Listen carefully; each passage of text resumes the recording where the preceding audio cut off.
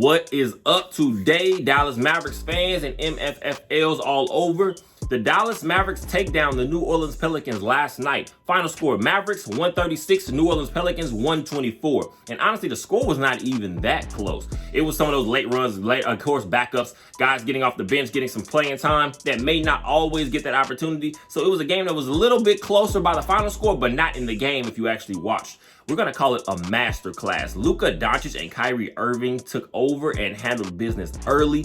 Guys kind of chipped in here and there, but it was a game that started off with Kyrie Irving and Luka Doncic again. That's where it begins. We knew last year after the Kyrie Irving trade, I said myself last season, there were so many flaws that were still in this team. There were some things that, again, Kyrie Irving was not going to be able to solve himself. And also, we're talking about trading away some guys. Again, we're talking about fan favorites, of course, and hustle players like a Dorian Finney-Smith in that trade. But our defense was not playing that well yet last year. So I kind of brought myself to the first thought process of saying, this trade is for the offseason. This trade is for the future. It's not really what we're going to do for this season. Of course, you wanted to in the second half of that season last year. You wanted to see what Luka Doncic and Kyrie Irving to do together. But injuries, guys in and out of the lineup, it kind of changed that thing. I guess the trajectory around a little bit. So it was good to me. I said earlier on, it was great for this preseason to have so many overseas games. We're talking playing in Spain and things like that. And Abu Dhabi, this team was able to find I guess you want to say that sync that they were looking for. They're on the same page.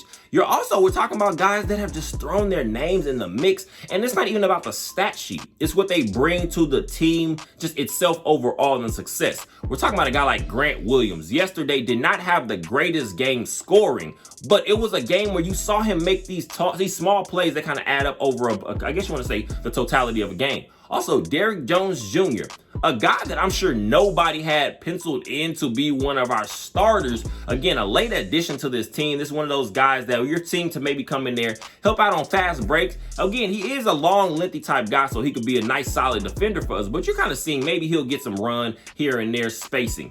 But we've seen Derrick Jones Jr. be one of those glue guys, and we're talking about making the small plays, and we do know. We talk about how simple basketball is a lot of times. Of course, when you have special playmakers, guys like Kyrie Irving, guys like Luka Doncic, obviously. Luka Doncic is going to set so many things up. So having so many hustle guys and guys that just kind of do the small things that go throughout the entire game, that's huge. In a game that saw Luka Doncic go for 30 points, 9 assists, 4 rebounds in 28 minutes. I believe 4 of 9 from 3, 11 of 18, 11 of 19 on field goals overall, and 4 of 5 from the free throw line. We do know at this point in his career, that's always been kind of the weakest part of Luka Doncic's game offensively. We're talking about the free throw line. And so just again, seeing him shooting just a little bit under 80%, if we can get Luka Doncic to that consistent 80% and above, we're talking about a guy that has 0 flaws, 0 holes in his game. A bad night for Luka Doncic is seen. It wasn't even a bad night, but I mean, it's just one of those games where it doesn't jump off the table to you, jump off the screen. We're talking about Luka Doncic with 30 points. And to me, again, that was just like a pedestrian night. It seemed, again, we do know his impact on the game, of course, overflows. But also throwing in a guy, we're talking about potentially Luka Doncic. I'm going to say it now. The MVP talks are going to start getting louder and louder as this team continues to improve and continue to get better. I still don't think it's a perfect roster because we still, to me personally, in my opinion, need another guy that we can put in defensively behind a guy like Derek Lively. Whether it's foul trouble, whether it's just him not, again, going through the young rookie growing pains. Again, we're talking about a guy like Derek Lively, still 19 years old. He's still learning. But a guy like Luka Doncic, we're going to now start to see when you build a team around him, this is what we can be from the beginning. We've seen even our Western Conference final years, we don't always get off to the hottest start. Sometimes we kind of teeter a little bit. Sometimes we start to see, as Jason Kidd likes to, I guess, call it pretty much, he tries to rank and grade the seasons in increments. That way it kind of helps him give an idea of what the team is and what they can do. But the Dallas Mavericks getting off to an 8-2 start in this early season, now sitting at second in the West, of course, behind the Denver Nuggets. But also third, I believe the third overall best record in the entire NBA right now. Luka Doncic and Kyrie Irving are literally going to be a force to be reckoned with because, again, we're talking about so many times. At the end of the day, the name of the game is putting the ball in the bucket. We saw what a guy like Kyrie Irving did yesterday. So we're going to have to ask ourselves, what is exactly the trajectory of this team? Of course, it's still early. You're not going to get too crazy, but as fans, it's fun to kind of talk about this stuff because, again, The players themselves are going to get out there and do what they're going to do.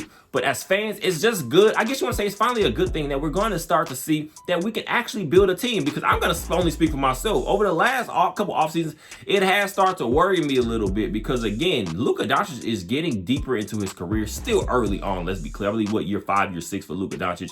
But now you're starting to get to those skills. I guess the part of a guy, especially usually we're talking about a generational type player. This is about the point of his career where he's thinking about championships, where he's thinking about actually having playoff success, actually having playoff runs. And this front office at some point was going to have to start to prove themselves to him. Because again, we can talk about what we want to get done and the ability and how long we want Luka Doncic to be here. But Mark Cuban and Nico Harrison especially got in here, got in the lab, and just stopped talking and got to work. We've seen just the roster build up. We've seen guys like a Rashawn Holmes, who's not getting much playing time early on in the season, but getting him just in the, again, we're talking about these small trades that kind of help us lead to a guy like Max Prosper, who's going to start, we're going to see maybe get a little bit of opportunity between the G League and the Dallas Mavericks, big official team, of course. We're going to start to see him get a little bit of mix, but being able to get some of those young guys. Also, again, getting a young guy like Derek Lively, who we begged for the last few years, because we do know his opportunity is going to be huge here, because again, we are lacking in that rim protection. We were already lacking in and I'm not even going to talk about rebounding, but I'm going to talk about just having that low, I guess you want to say low post defensive presence, just that guy that if the opposing teams are not going to just look at our rim as if it's just easy pickings and easy access, because we do know, we kind of want to say the year we went to the Western Conference Finals, I feel like a lot of our defensive success was off a surprise. We're kind of mixing things up, throwing things in a little bit, but what happens? Coaches, teams, of course, are going to get film for you throughout the entire season, and we saw last year. Once Dwight Powell continued to be our starting center, teams took full advantage. Just from the beginning of games, they're going to attack the rim, because there's only so much a guy like Dwight Powell can do. He does, I guess you want to say, every single game a guy like Dwight Powell, he's going to give you energy. That's one thing you can always count on. But one thing is for sure, this team is actually building itself to be, again, not even just for this season, some of the pieces that you're seeing added to this team, that's going to be, I guess, going to help potentially if we continue to add. I believe still, like I said, we're still missing 1 or 2 pieces to where you're asking yourself if you're a consistent and continuous contender every year. But if we can start to continue just building, and I guess you want to say building for the future, and as also focusing on the present, we're going to be in a good space. Kyrie Irving, again, 35 points yesterday. We're talking about 13 of 20 on field goals, I believe. 7 of 10 from 3, 2 of 2 from the free throw line. Again, 35.7 assists, 6 rebounds total, 1 offensively. Kyrie Irving is that kind of player.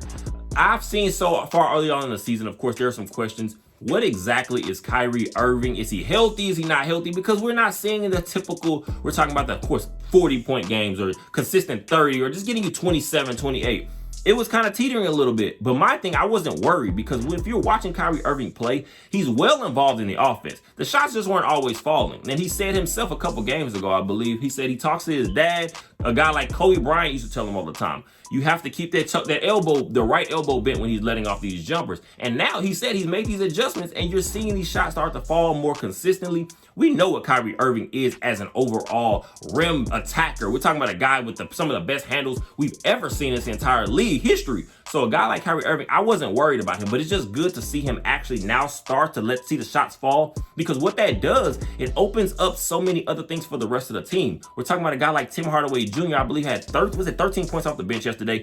It wasn't efficient shooting, but Tim Hardaway Jr. is a threat. He's a guy that you come off the bench. If you're asking Tim Hardaway Jr. to come into the game, you're looking for buckets. You're looking for guys that are going to be able to put the ball in the hoop. And also, Tim Hardaway Jr. did add in 9 rebounds. So he is actually adding himself to that mix of players where you're saying if one thing is not going that well for you that game, you can still contribute to the team results in other ways, whether it's defensively, whether it's rebounding, because again, you can't play defense until you rebound. That's the end of the possession. So it's good to just see a Kyrie Irving get himself involved, and just have one of those games that kind of reminds the rest of the world he's still one of those players. Derek Lively played a little bit longer into the fourth quarter because again, he got into a little foul trouble. We're talking about 5 fouls again yesterday. It's a young guy still learning, but it's good to see that he never picked up that last one, because again, that is just showing awareness and showing that this game is going to, at some point, especially the better players you're going to play against, they're going to understand situations. They're going to understand this guy's in foul trouble. I'm going to go with him a little harder. So it's just good to see Derek Lively continue to get opportunities,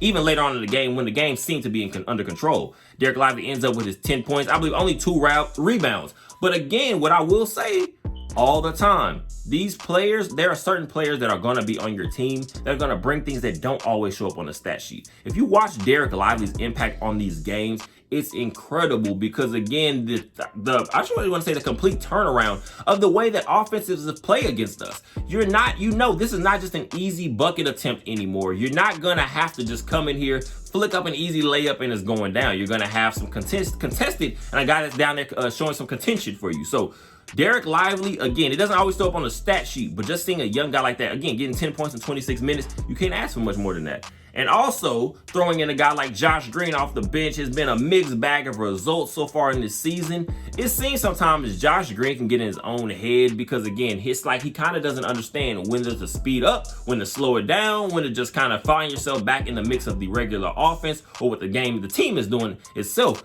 And Josh Green, if he ever just finds that simple balance of control, speed, aggression, he'll be good to go. I believe 13 points off the bench yesterday for Josh Green. This is going to be a guy that we're always going to be able to kind of see because especially once you get into the throwing in your second team, than most teams, of course, you're going to have a solid rotation. A guy like Josh Green is going to be able to find himself some attempts. We see him get out a lot in transition, and that is going to be his home. Also throwing in a guy we're talking about, we're going to be able to say Dante Exum later on at the end of the season. I'm going to say potentially, hopefully, if this team continue to stay on the right track, when we're talking about a postseason run, a playoff opportunity, a guy like Dante Exum, I believe 6 points.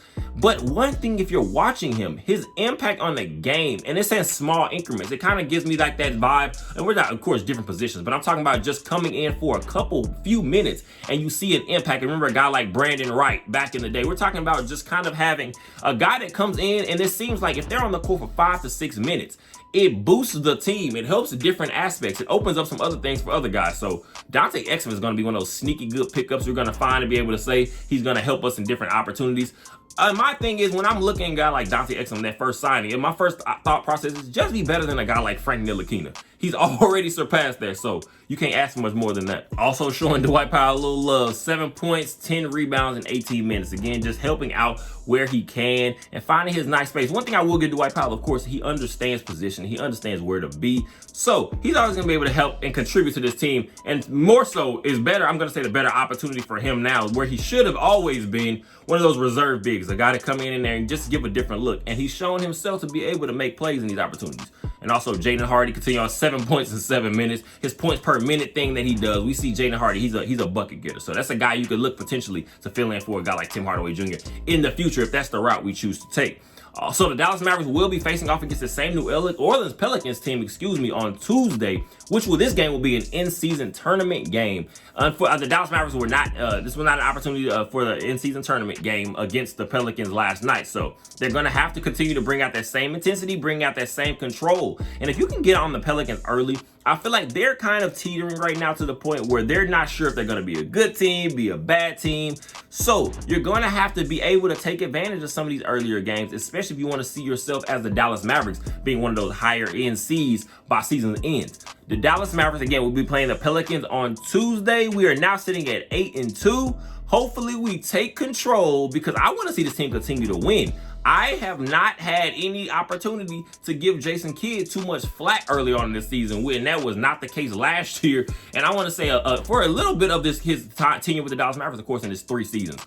So this Jason Kidd being able to, my thing is, what I think he's doing is more so stop overthinking. Once he stopped overthinking, put your best players in the positions that they can make their best plays, and we good to go. So the Dallas Mavericks are going to have an opportunity to move to 9-2. Hopefully they take care of business. We now see, again, what a Luka Doncic, Kyrie Irving duo can be for the rest of the league. The fear and the nightmare it should be for the rest of this league as the season continues to go on. Hopefully we continue to keep this train rolling. I appreciate you guys for all the support. Go ahead and like, comment, subscribe, share, all that good stuff. And as always, go Mavs.